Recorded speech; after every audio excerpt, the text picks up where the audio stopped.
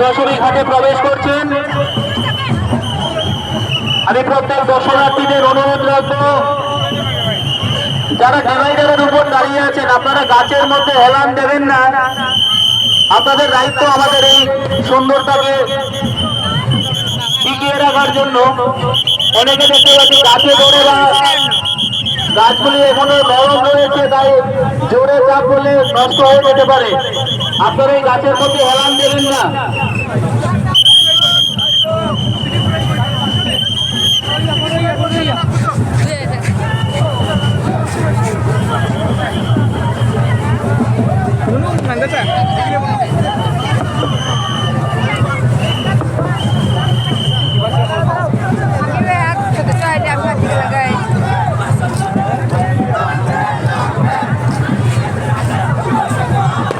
কুমারঘাটের সুনাম ধন্য ক্লাব সুভাষ সংঘ, আমরা দেখতে পাচ্ছি সুভাষ সংঘ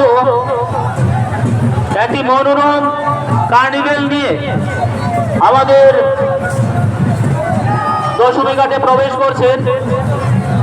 সকল দর্শনার্থীদের অনুরোধ রাখছি আপনারা সুভাষ সংঘ ক্লাবের যে প্রবেশ পথ সেটা ক্লিয়ার করে রাখবেন।